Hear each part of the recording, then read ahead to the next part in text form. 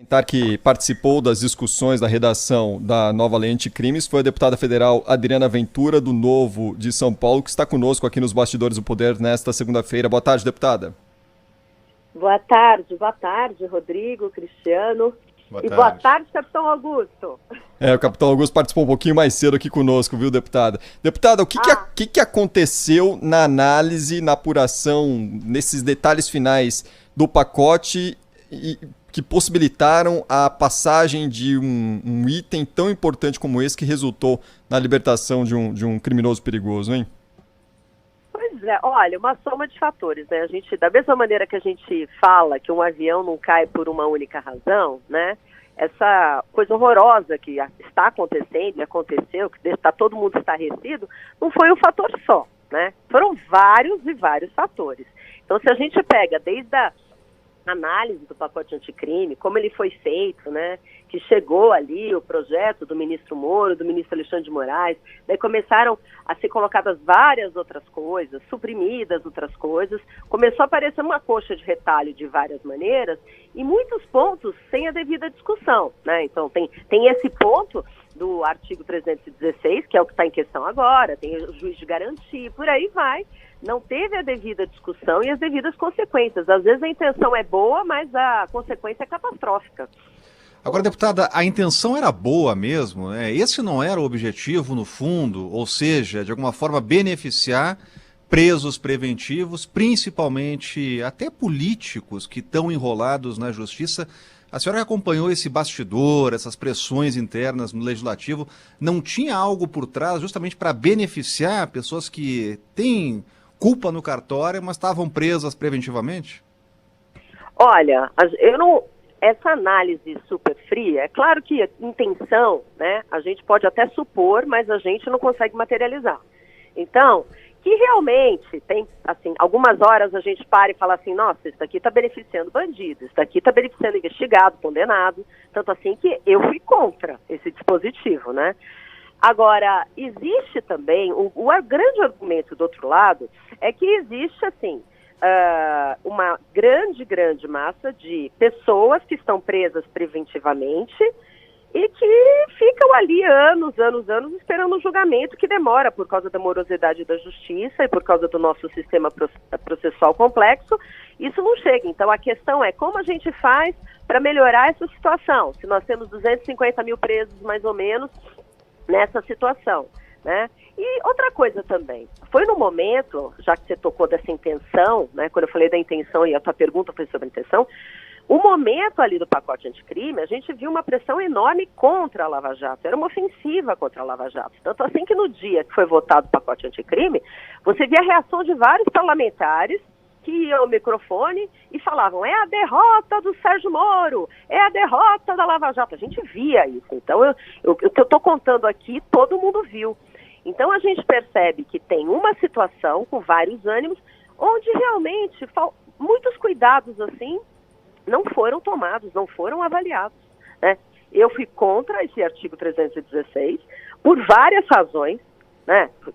Tem várias, não só pelo que eu já falei, do sistema processual complexo que a gente tem, o nosso sistema judiciário é extremamente moroso, a gente sabe que você dá várias funções burocráticas formais para um sistema que já não funciona, é complicadíssimo, isso vai causar muitas outras solturas, não vai ser só essa, então, muitas coisas, a gente fica à mercê e refém de falhas formais, falhas administrativas, a gente fica vulnerável, isso é um absurdo. E somando-se a isso, tem a questão também da prisão após condenação em segunda instância, que todo mundo está falando, pois é, isso poderia ter sido evitado. Se não for por uma questão, é pela outra, né?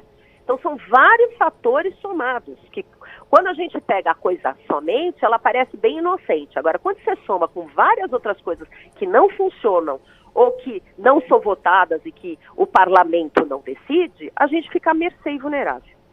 Agora, deputada, o estrago está feito, né? O que fazer daqui para frente? É prerrogativa do legislador, do parlamento, tentar arrumar essa bagunça aí que foi feita? Há tempo hábil para isso, viabilidade política, ou o melhor caminho seria esperar uma decisão colegiada do Supremo Tribunal Federal? Porque o que a gente está vendo é que há divergências entre os ministros. Marco Aurélio pensa de uma forma, Fux de outra, Fachin, que já decidiu anteriormente. Qual é o caminho, deputada? Olha, o caminho que eu vislumbro, eu acho que o parlamento tem que cumprir seu papel, afinal de contas foi ele que alterou.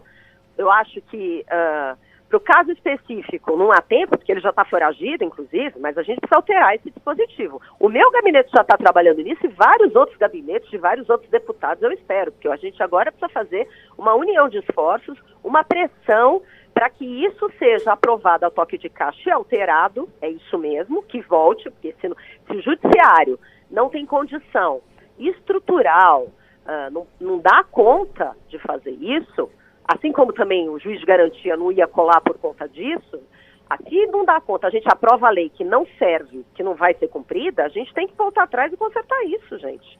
Certo? Agora, e a divergência dos ministros, eles que se entendam lá, né? Mas, na minha visão, eu fiquei estarrecida com a decisão, né, do ministro Marco Aurélio, porque é inacreditável, não tem rosto, não tem capa, mas caramba, como que um ministro do STF só faz uma coisa dessa? Eu tô chocada, gente, desculpa. Deputada, de alguma forma serve de lição para que discussões pré-encaminhamento antes ali de chegar ao plenário, sejam resolvidas nessas discussões e não sejam arrastadas para uma análise posterior, como aparentemente foi nesse caso, vamos decidir esses detalhes depois e passamos pelo menos essa fase e depois a gente arruma lá na frente? Aparentemente o arrumar lá na frente não deu certo, né? Olha, e o arrumar lá na frente, tudo que a gente vai ver depois, a gente não vê. Tudo que a gente vai discutir depois, na hora, a gente não vê.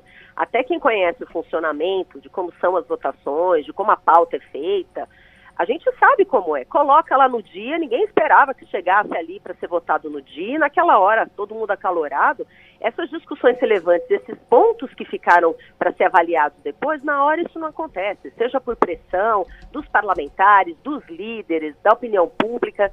Então, eu acho que a gente precisa fazer uma avaliação prévia das consequências, né, daquela lei, daquela alteração, tudo muito previamente, muito discutido, ouvir todos os entes, ouvir todas as partes, porque depois a gente faz que nem agora, né, chora o leite derramado.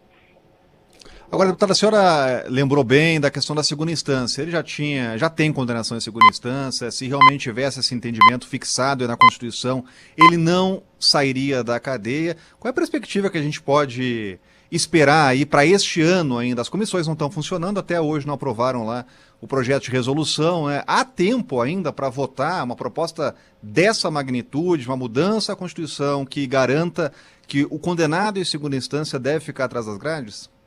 Sim, inclusive é um comprometimento do presidente Rodrigo Maia.